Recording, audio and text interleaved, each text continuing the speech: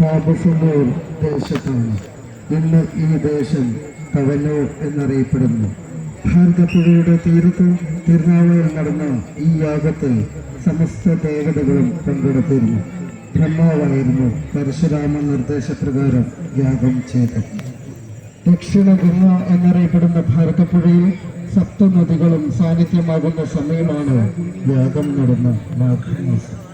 ഈ യാഗത്തിന്റെ പുനരാവർത്തനം എന്ന പോലെ വ്യാഴവട്ടത്തിലൊരിക്കൽ, അതായത് 12 വർഷം കൂടുമ്പോൾ ഇതേ മണൽപ്പരപ്പിൽ പിന്നീട് മാഘമഹോത്സവം കൊണ്ടാടാൻ തുടങ്ങി.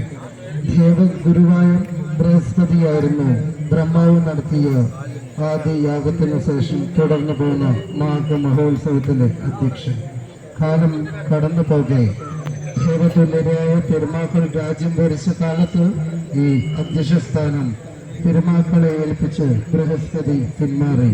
12 വർഷം കൂടുമ്പോൾ എല്ലാ തീരത്തും നടന്നിരുന്ന ഈ സാംസ്കാരികോത്സവത്തിൽ കേരളത്തിലെ എല്ലാവിധ കലാരൂപങ്ങളും അവതരിപ്പിച്ചു പോന്നു. വിവിധ തരം കായിക അഭ്യാസങ്ങളുടെ പ്രദർശനവും ഇവിടെ നടന്നിരുന്നു. വിദ്യാഭ്യാസങ്ങളും ശാസ്ത്ര സംവാദവും മാഘമഹോത്സവത്തിലെ പ്രധാന വിഷയങ്ങളായിരുന്നു. ഒപ്പം മാഘമഹോത്സവം മാറി. കേരളത്തിലെ എല്ലാ രാജാക്കന്മാരും തിരുനാവായിലെ മാഘമഹോത്സവത്തിൽ ഒത്തുകൂടി ഇഷ്ടദേവന്റെ മുന്നിൽ 12 വർഷത്തെ സ്വന്തം രാജ്യത്തെ വരവ് ചെലവ് കണക്കുകൾ അവതരിപ്പിച്ചു പോന്നു. ഇനിയുള്ള ഒരു വ്യാഴവട്ടക്കാലം കാലാവസ്ഥയിൽ സംഭവിക്കാൻ പോകുന്ന മാറ്റങ്ങൾ ജ്യോതിഷ ശാസ്ത്രജ്ഞരിലൂടെ അറിഞ്ഞ് കൃഷിയിലും ജീവിത രീതിയിലും എടുക്കേണ്ടതായ കരുതലുകൾ എന്തൊക്കെയെന്ന് ഈ മഹോത്സവത്തിൽ വെച്ച് തീരുമാനിക്കും. ഒപ്പം അടുത്ത 12 വർഷക്കാലത്തേക്കുള്ള പെരുമാള് തിരഞ്ഞെടുക്കാനുള്ള അഭിഷേക വേദിയായും മാഘമഹോത്സവം മാറി. എന്നാൽ അവസാനത്തെ പെരുമാളായ ചേരമാൻ പെരുമാൾ തിരുവഞ്ചിക്കുളം ശിവക്ഷേത്രത്തിൽ നിന്നും സുന്ദരമൂർത്തി നായനാർക്കൊപ്പം സ്വർഗം പൊങ്ങിയതോടെ മാഘമഹോത്സവത്തിന് അധ്യക്ഷനായി പെരുമാൾ ഇല്ലാതായി.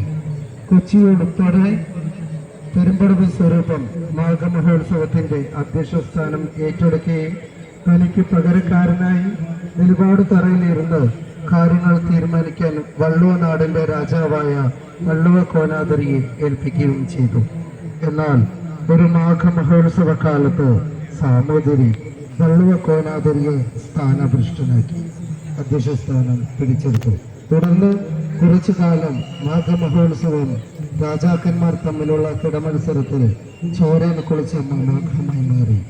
വള്ളുവ കോനാദരിയുടെ ചാവേറുകളും സാമൂതിരിയുടെ പടയാളികളും ഏറ്റുമുട്ടി വന്ന ചോര വീണ മാമാകം 250 വർഷങ്ങൾക്ക് മുമ്പ് പൂർണ്ണമായി അവസാനിക്കുകയും ചെയ്തു. ഇതിനിടെ അപ്രതീക്ഷിതമായിട്ടാണ് കഴിഞ്ഞ പ്രയാഗ്രാജ് കുംഭമേളയിൽ വെച്ച് സ്വാമി ആനന്ദവനം ഭാരതി മഹാരാജ് ദക്ഷിണ ഭാരതത്തിന്റെ പ്രത്യേക ചുമതലയുള്ള മഹാമണ്ഡലേശ്വരായി വാഴിക്കപ്പെടുന്നത്. അഖാഡകളിലെ ഏറ്റവും പുരാതനവും